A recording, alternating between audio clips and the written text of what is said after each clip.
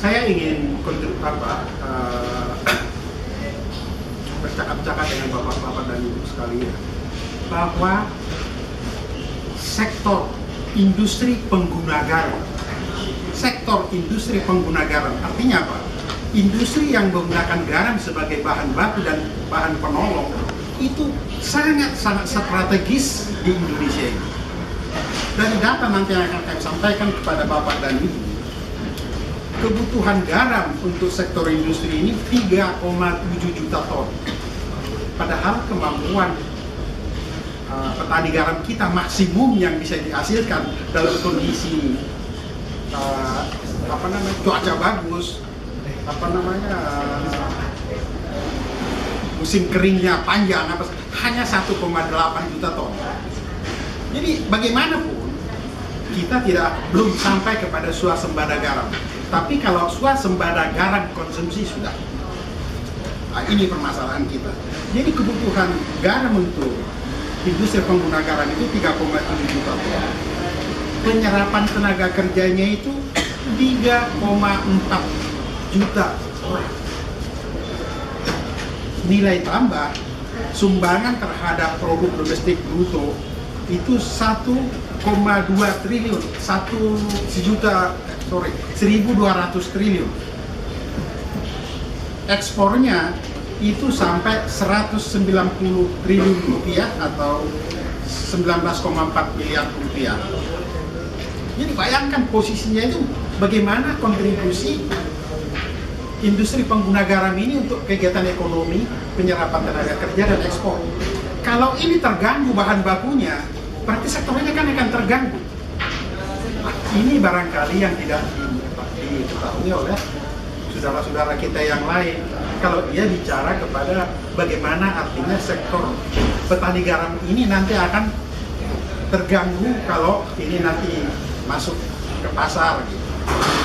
Tanpa mengecilkan arti daripada saudara-saudara kita yang bekerja di petani garam, pemerintah berkewajiban harus melindungi mereka, harus mengembangkan mereka, dan untuk inilah artinya kita diskusi bagaimana artinya nanti sektor industri, sektor petani garam itu juga harus dilindungi.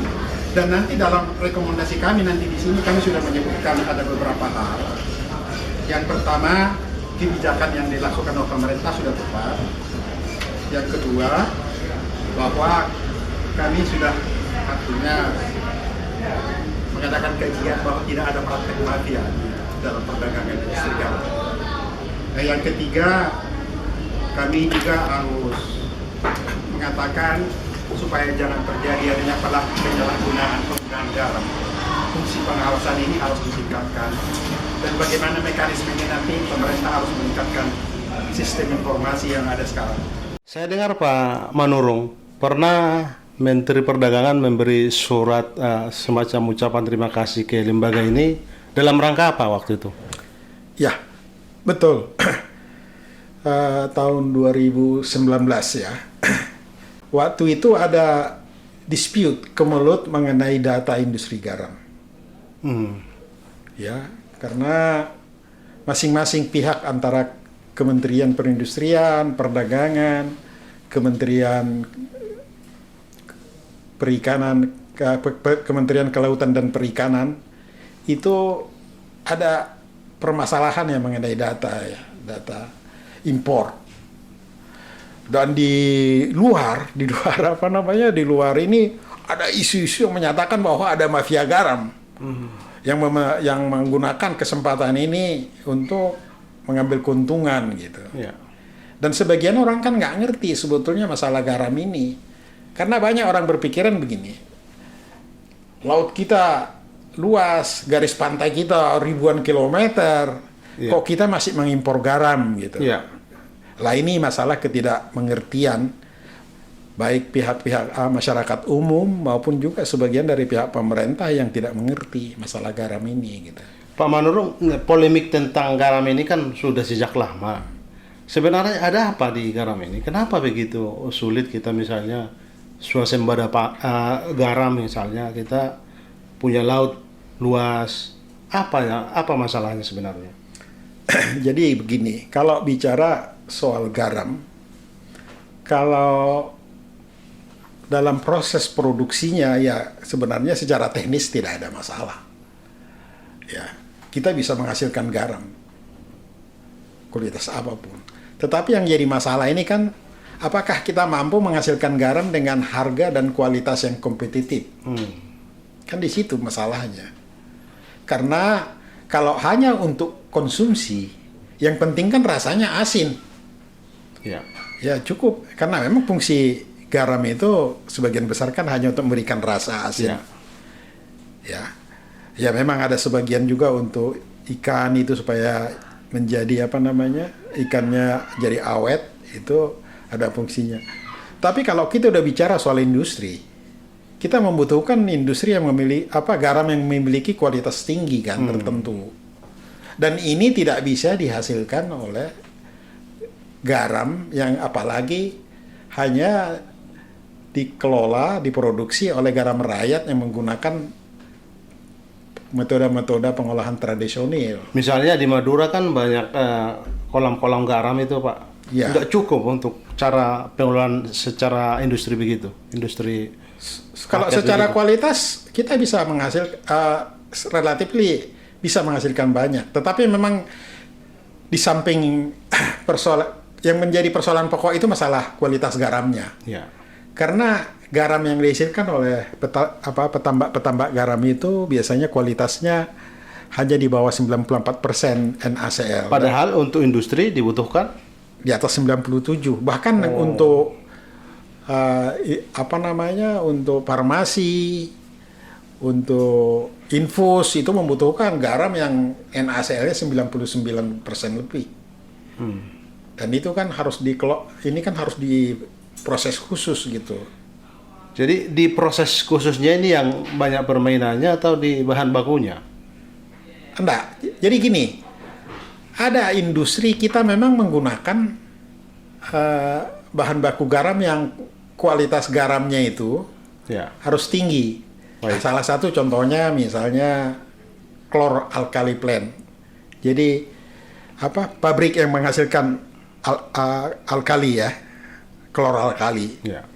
Itu membutuhkan garam yang ininya 97% NaCl-nya. Di samping itu juga harganya kan harus kompetitif. Karena chloralkali plant ini juga harus menghasilkan garam yang kompetitif di pasar kan. Ya. Jadi dengan demikian untuk jenis garam tertentu, pabrik tertentu, di samping kualitasnya memang harus memenuhi syarat, yang kedua juga jumlahnya juga harus memenuhi syarat. Ada kelemahan di dalam pengolahan garam kita di Indonesia dibandingkan dengan negara-negara lain, katakan seperti Australia. Ya. Pengolahan garam kita di Indonesia itu kan menggunakan matahari, itu ditaruh di tambak-tambak ya dengan salinisasi tertentu sehingga terjadi kristalisasi baru dikumpulkan, dan garamnya itu tadi kualitas garamnya Masih rendah. Yang kedua, garam ini akan bisa menghasilkan dengan kuantitas banyak apabila musim kemaraunya panjang. Oh, justru begitu. Ya, kalau hujan kan nggak jadi garamnya. Ya. Jadi justru karena itu, di samping membutuhkan lahan yang luas, itu juga dibutuhkan adalah suatu kondisi iklim di mana musim kemarau ini harus panjang. Dan ini yang menguntungkan Australia, di samping luas lahan di sana sangat-sangat luas. Kenapa Australia beruntung? Karena laut kita. Bukan, karena memang di sana lahannya itu luas. Pabrik garam itu memiliki beribu-ribu hektar gitu loh. Oh. Padahal rata-rata kalau kita bicara soal petani garam di Indonesia, Tidak seperti itu. di Pulau Jawa ya paling maksimal kan hanya 1-2 hektar. Jadi lihat dari produktivitasnya kan jadi kurang produksi kita ini ya, karena produksinya. Justru lahannya. kalau kita lihat ya, produksi garam kita dari garam rakyat itu maksimum yang bisa kita hasilkan hanya sekitar 1 juta ton 1 tahun. Padahal kita butuh garam Untuk industri dan konsumsi itu sekitar 4,6 juta ton. 4,6 juta ton.